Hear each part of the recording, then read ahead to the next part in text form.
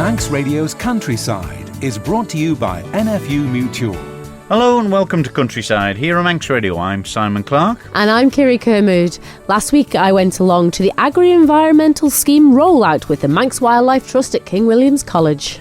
And I joined Howard Parkin and the gang at the Bridge Bookshop in Ramsey for the signing of the Space for Dark Skies book launched by Howard himself. Well, first on this week's programme, Kirree, Mental Health Awareness Weekend. Sunday was the day, I think, for everybody, and it's a reminder, particularly in the world of agriculture, isn't it? Absolutely. It's a very solitary job. Some days you don't see anyone other than maybe the milkman or the postman, and it's so important that we do speak or call round on our farming friends just to see that they're doing okay. And this week, Agricultural Mental Health Week, there's many organisations reaching out to people to connect with your neighbours and friends and just give them a quick text, see how they're doing. And lots of rural support out there. They're trying to reiterate the fact that you're not alone in agriculture. There's many people you can reach that are maybe outside of agriculture, but they're willing to help. And if you look on Facebook, which seems to be the most common platform now, you can look for the Farm Safety Foundation in the Yellow Wellies, and obviously rural support, and lots of other foundations, the Samaritans and the regular ones you can reach out to. But here on the Isle of Man, we have the National Farmers Union that are always open. Just look out for the phone number, or even just the local Samaritans phone number. Yes, it's a very changeable world we live in, because, 20 years ago probably, or 10 years ago even, people were a little bit keeping it in, but now it's something not to be ashamed of. Absolutely not. Our mental health is so important, like all the rest of our health, whether it's to get out for a walk, just to clear your mind, and it's just to remove that stigma. Everybody's dealing with problems. You're not alone, so do just reach out. Talk to the sheep and cattle as well. Absolutely. For you. But you've been at a nice event, spoke to some interesting people as well at the Agri. Like you said, the world is changing and agriculture is changing again with the launch of the new Agri-Environment Scheme back in April there. Now the delivery partner's been chosen with the Manx Wildlife Trust in Lee Morris and David Bellamy and also Caroline Perry, where they delivered a workshop at King William's College. I went along to see what session was all about and caught up with some of the people that were in attendance. Andrew Lees from DEFA. Now we're here to the two workshops being delivered from the Manx Wildlife Trust about the Agri-Environmental Scheme. How do you feel that people are embracing it now? It's a few months in. Both the workshops were very well attended. They were full, which was great. There were some great questions. I think it's a new scheme, so people are getting used to the scheme. We've got a great delivery partner with the Manx Wildlife Trust, and we have a great team managing it behind, because I know there are concerns. They're there to answer any questions anybody's got. Anything new will always lead to people having concerns. It is change, but actually I think it's really great. It is all about the environment. You will see a difference actually when you drive from, let's say, Douglas to Port St Mary. You'll see differences in the landscapes, and I think it is that the farmers are the best people. They are the custodians of our landscape. I think that's the crucial bit. We need to listen to the farmers. The farmers have managed the land for generations, and we've got a great island here because of them. There has been some concerns tonight about the young farmers and about the production of food. Now, how far can this scheme go to take that away from just the everyday running of things? I think part of it is that we're not talking about taking huge areas of land out of food production. I mean, as it's described today, it's where you can't turn the combine harvester. Let's put a couple of trees there. Where it's a bit wet, let's put a dob there. It is using the knowledge the farmers have got to actually manage their business and their land. Ian Parsons, well, we're at the second workshop of the Agri-Environmental Scheme rollout. It's obviously for the farmers to come and give feedback to the Manx Wildlife Trust who are delivering the scheme and the DEFA panel. How have you thought the nights have gone? Really good, I think. Quite surprised by the turnout on both nights and the engagement from the people there. Questions have been interesting and varied both nights, but there just seems generally, I think the farmers want it to work and MWT want it to work. So And do you think farmers are embracing the changes? I know it's been out now in the public domain for quite a while, and now they're coming to the front with their questions and all the rest of it. Do you think they're going to embrace it and take it on board?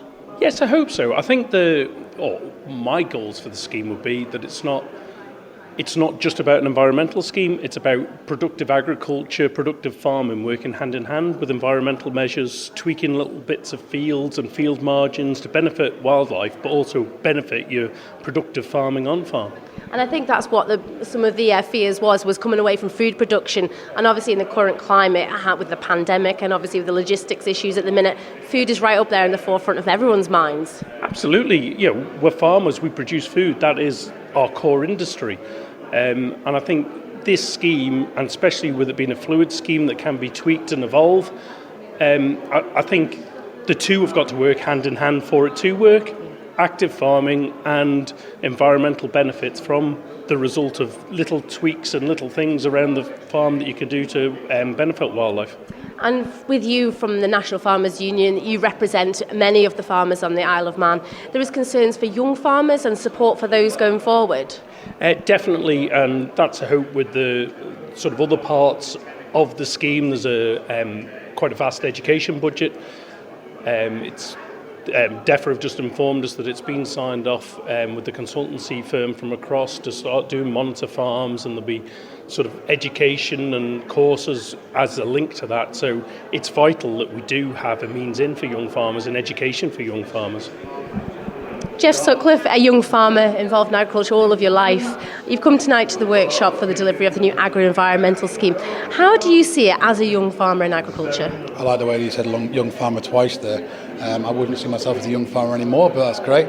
The scheme in general, I think it's got definite benefits, but whether or not they're actually going to be fully brought through yet is debatable, and that takes time, and we're going to have to try our best to look at it, see what happens. I think there's some great incentives. I don't agree with everything they've put on there, but at the same time, I'm going to go with them and give them the benefit, and we'll see how it comes out at the end. What would you rather see as a younger person getting involved? And yours was a family business, but for young farmers that maybe haven't got the family background? There's got to be some sort of incentive put in towards an actual production side of it, because at the same time it's very nice to say that everybody wants to be environmental and go outside, but one of the main slides that came out tonight actually had in the centre of it a big plaque that said food security. In the entire presentation I didn't hear anything towards that, and also at the same time there's got to be some sort of reward for the farmer to actually be worth doing it. Otherwise you're going to have a lot of ground that looks very pretty, but there isn't a great deal of work to do it, and you're going to have the general public thinking that we're just easy life, everybody wants to be a farmer. There's not actually any work and incentive onto it.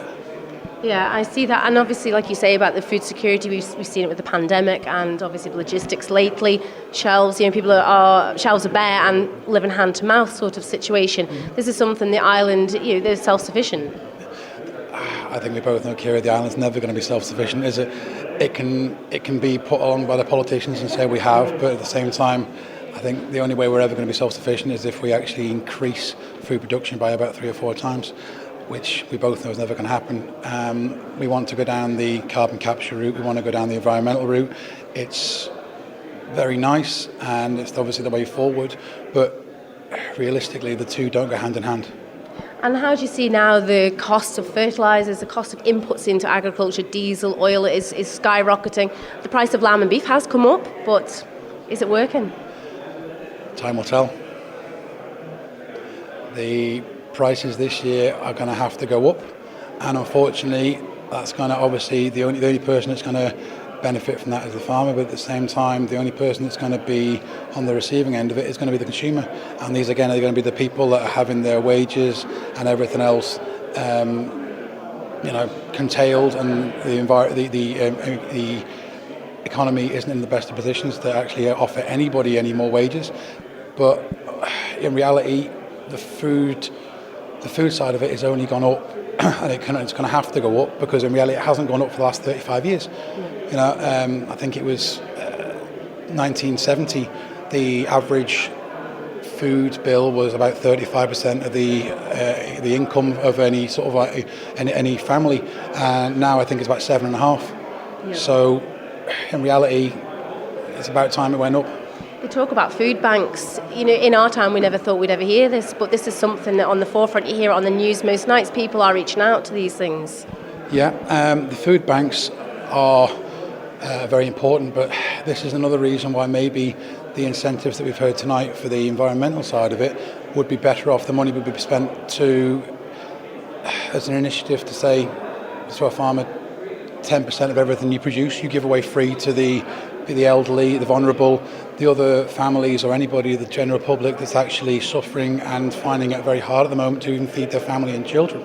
Maybe as a community, the farmers would be better off spending their time and energy in producing something to help them directly, rather than, should we say, following the will of the social media and the general public sometimes.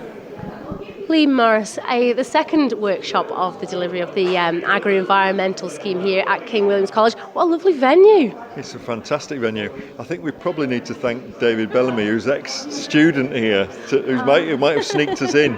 We've got a very lovely buffet, of which I keep browsing on, so I'm not going to try and eat while you interview me. But it's been a fantastic venue, great lecture theatre, and almost full, so yeah, we're delighted. And that's it, it's bringing together of the farmers to deliver this scheme. It's been here before, but in a different format this time. Yeah, I've not been on the island 2 years yet, so I didn't see the first time round, but my understanding is that the first time was very much a pilot with maybe 30 farmers. There's lots of key messages from this, but one of them is that it's for every farmer on the island now. It's voluntary, and it's really about farmers, picking up the phone, dropping David or Caroline an email and engaging with it, but it's for every farmer now. And small changes can make a huge difference. Oh, yeah, massive. One of the reasons probably the core reason that Manx Wildlife Trust were keen to do this, it reflects really how the whole of the Wildlife Trust movement is evolving. In that, we have nature reserves. We have 25 nature reserves in the Isle of Man. They're wonderful places, they're very special places, and we need to cherish them, and we will keep cherishing them. But they're only 0.2% of the Isle of Man's area.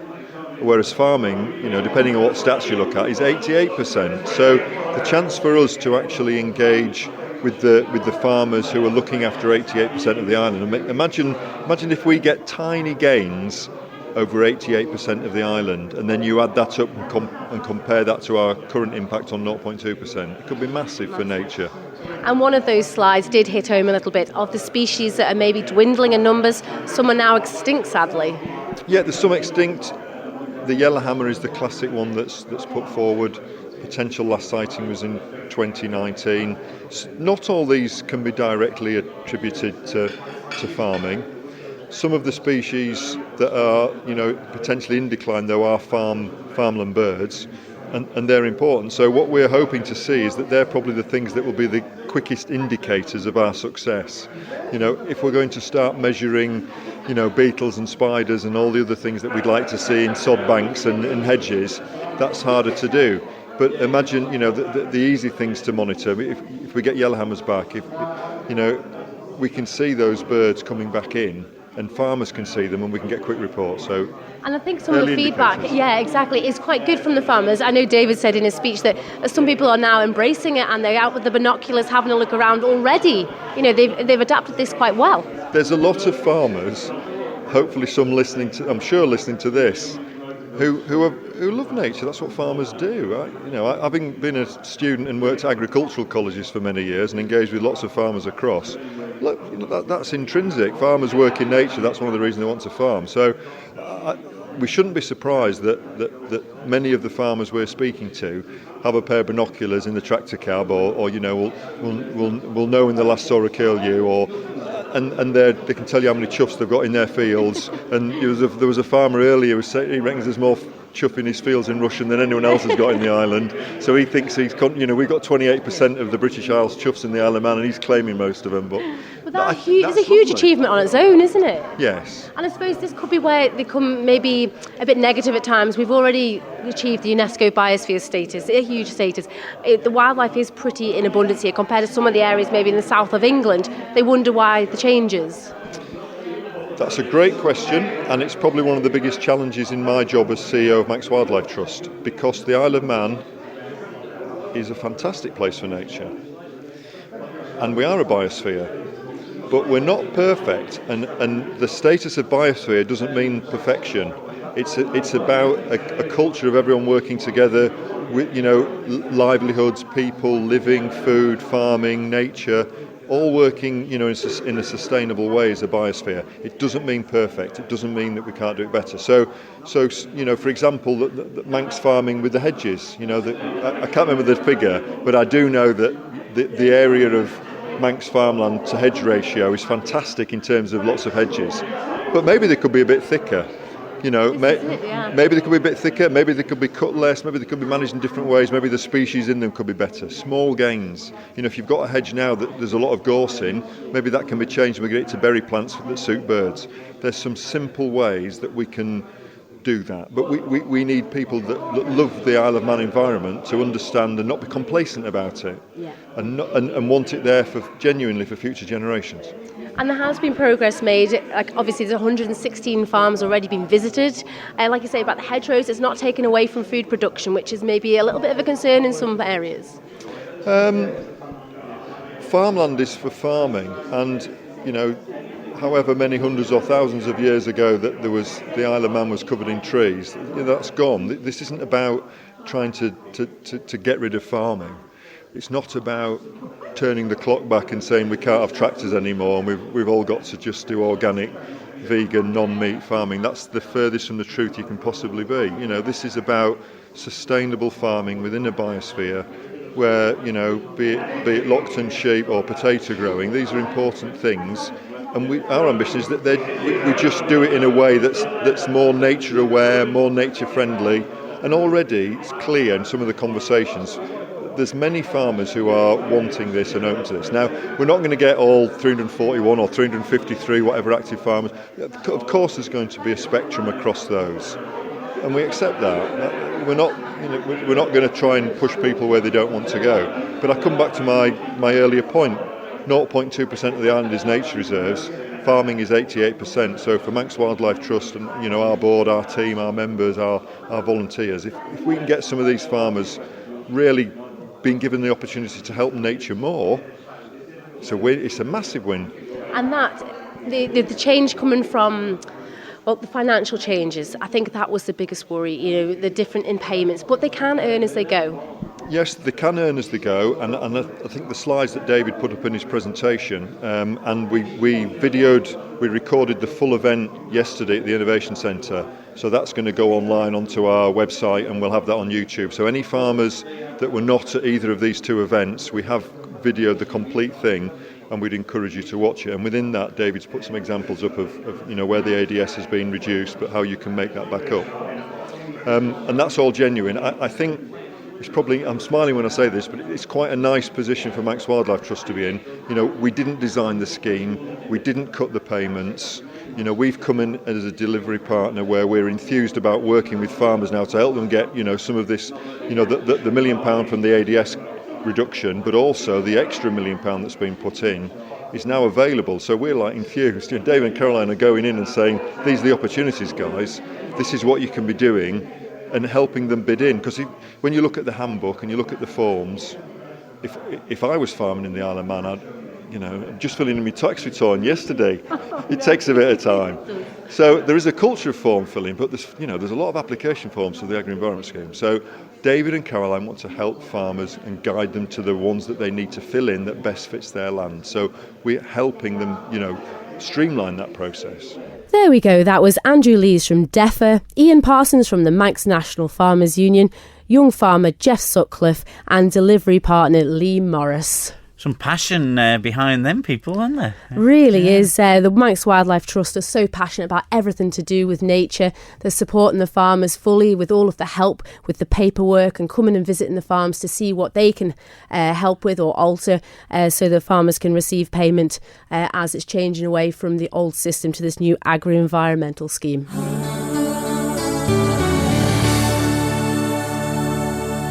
You're listening to Countryside here on Manx Radio with Kirree Kermode and myself, Simon Clark.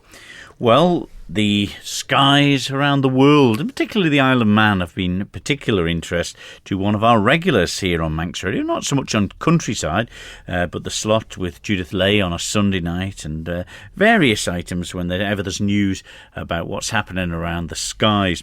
Well, that's Howard Parkin, of course, and he's launched a book called Space for Dark Skies. He had a launch of the book and a signing as well at the Bridge Bookshop in Ramsey. And I popped along and put it to him that it's exciting times signing the books in person. Very much so. I'm delighted to be here. The book was only launched about 10 days ago, and they said, would I come up and do a book signing? I was delighted to do it. And we've had a steady flow of people. It's been great to talk about the book and obviously sign copies for people for Christmas presents, I think, for later on this year. Now, this is your first book? It is indeed. Yeah. And what inspired you to get into the journalism side of all your knowledge? It was a whole host of reasons, really. I've been writing bits and pieces. I've been writing lectures and talking on the radio and doing all sorts of stuff for about 30 odd years now. I've been teaching at the college since 1985, believe it or not. And I just thought, in lockdown especially, that it'd be nice to put all my thoughts down on paper and give something uniquely Manx, if you like. I could talk about the Manx Dark Sky sites, I can talk about the Manx space industry and all this sort of stuff. So I started writing it just over a year ago. I mean, I did have stuff that I'd written previously, which I brought into the book. But once I started on it, it's like they say, it just grew. And my wife was saying, where are you now? I'm just going to do another few words. And in the end, I ended up about 70,000 words. And then we had to censor it down, or not, wrong word, censor, cut it down to a reasonable length. And the final outcome is before you today. Now, are you a big book reader in general yourself? I love reading books. It's the thing I do. We've got more books, I think, than some of the libraries in our house. Mainly fiction. I don't read a lot of non-fiction other than space stuff, because obviously I'm researching my subject all the time. But I just love reading fiction and science fiction, any sort of book. But it's just a great way to escape and enjoy yourself. Now, you say about when you got started writing this, it was difficult to stop. Similar thought to when you get a good book when you read it. Yes, indeed. I've just read the new Wilbur Smith book, actually, and I couldn't put that one down. And it's great. You can escape in a book. I mean, that's one of the things they say about book selling. I remember about 20, 30 years ago that the comment was that the books were dying and the libraries were closing and all the rest. But nothing could be further from the truth. If anything, book writing and book reading, I think, has grown and grown and grown. And it's nice to be part of that domain. Mm-hmm. Now, the book itself, obviously about the skies and astronomy. And what first got you into it? Oh, I'm glad you asked that question, because it's in the book. You have to get the book to read it. I was a little boy. It was in 1961. I was 8 years old, and I was living in Liverpool at the time, and we were playing football in the road, as one did those days. And my mother came outside and said, boys, come in. I want you to watch this man who's on television. He's just been into space. And I thought, wow, a man who's just been into space. We went inside the house and we saw Yuri Gagarin marching through the streets of Moscow, being greeted by Khrushchev, the premier. And that just inspired me. And then, of course, that was in the throes of the space age when they were going to go to the moon and all sorts of stuff. And I think it grew up with me from 8 right through till they landed on the moon in 1969. And it's been with me ever since. It's just been a fascinating subject. And I love talking about it. And now, obviously, a book is a form of talking. It's communicating, isn't it? And it's just great to pass on my level of interest, or my enthusiasm, I hope, to people, be it in written form or in a lecture.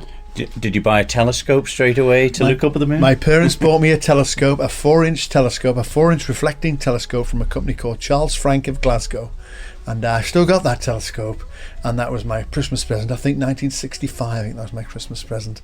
And that just opened up a different vista to me, because as well as the naked eye, obviously using a telescope you can see far more. And then the Astronomical Society was formed in 1989, and I started teaching in 1985, and now I go on cruise ships talking about all over the world. When you think about today, where you can find all the news that a certain planet's going to be within range at the moment, people just tap it into a computer. I mean, how did you find out more about it when you first started? Well, great start. Books and televisions. Patrick Moore was an inspiration in the Sky at Night programme all those years ago. And of course, I've got a huge amount of books at home. But even now, when I'm want to check a fact or something, when I'm writing something or doing a lecture, nowadays you just go on the internet. and research it. But what is amusing is when you look on the internet for an answer to a question and then you realise that you've already answered that question and your name is quoted as the source. That happened to me a few weeks ago when I was doing some work on eclipses. I was quoted as saying something in 2017. I thought, hang on, that was me. Great. But, you know, how it's involved, you were instrumental with the society getting the astronomy members, put up near the area on the Loops Road. That's right, on the Loops Road. That was in 1989. There was one of our members, was to become a member. Gary Kewen put a note in the paper, anyone interested in forming an astronomical society. We met at the Craignabar and we had a meeting there, and that was how it all started. That was 1989, and we're still going strong now with our premises, as you say, at the Lubes Road in Foxdale there.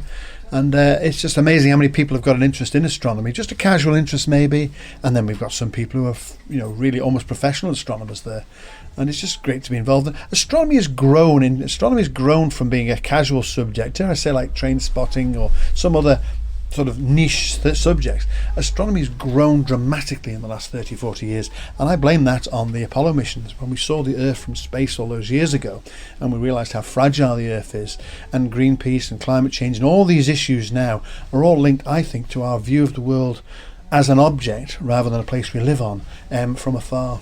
And that's I think that's helped the subject grow and grow and grow, which is why I'm here today. Yeah, and it must give you immense satisfaction, though, to be standing here in the Bridge Bookshop in Ramsey with people coming in going, will you sign this? Absolutely. All them years of studying it, and it's finally written down. It is, it's amazing. And I must admit, the biggest moment for me was when I got the first proof copy off the publishers.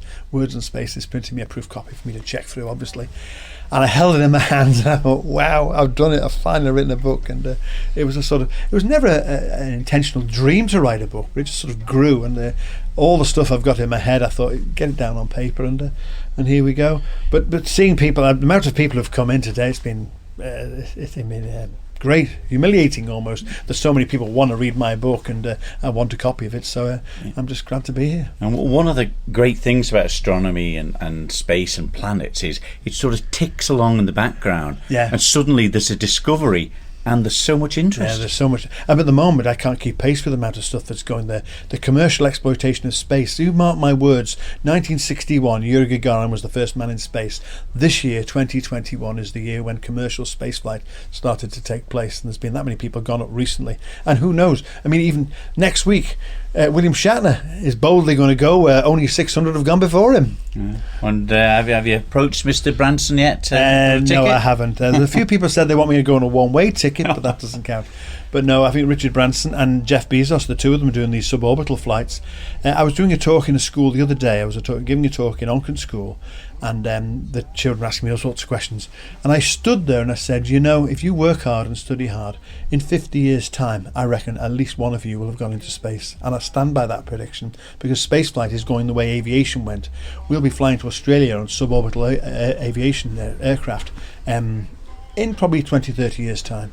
You mark my words. I might not be here to see it, but it's amazing how progress is just going on so rapidly. And your journey through the book, see there's lots of illustrations in colour, a bit of Manx in there too. Oh, absolutely, and I'm very grateful to Culture Vannin, who helped me with the book, and I said I'd put some Manx in it. There's a whole glossary of astronomical terms in Manx, so I hope that people can use those. And when you read through the book, if there's a Manx term for it, we just looked at the word Taurus, the bull, Taru. You see, I'm learning these things.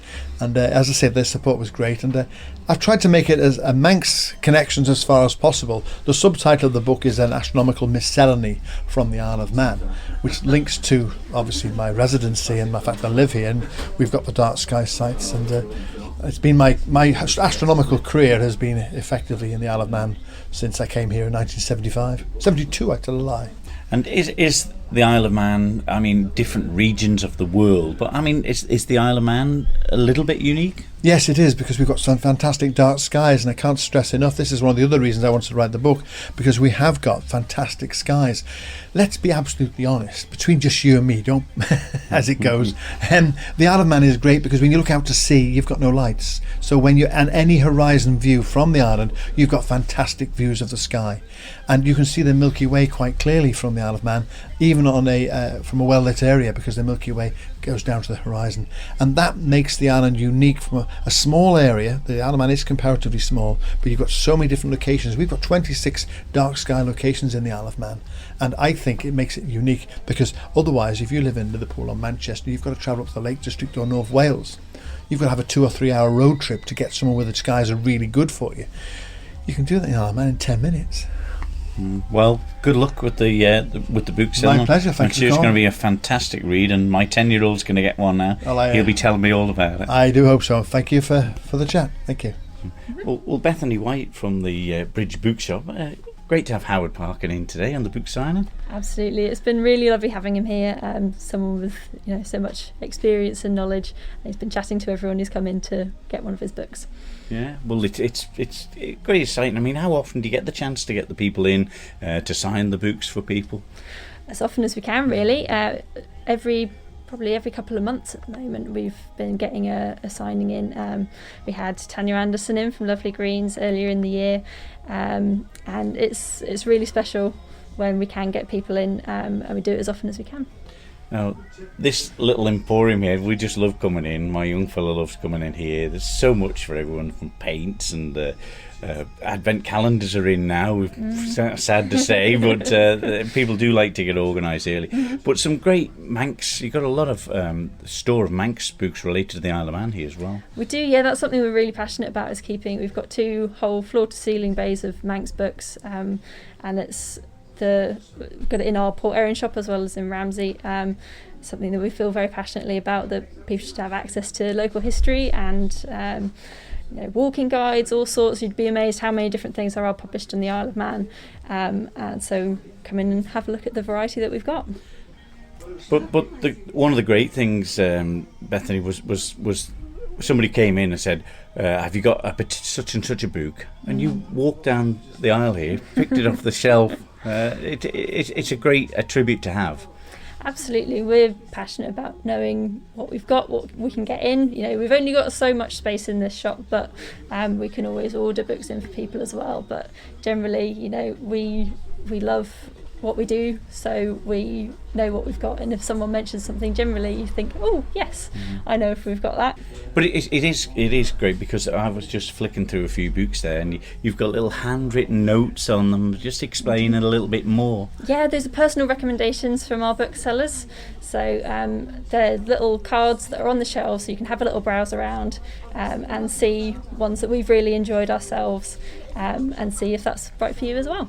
Yeah, and plenty of books relating to nature as well. People who maybe have found a new passion since the outbreaks of the COVID, and they're walking a bit more in the countryside. There's plenty of books for them to learn more about.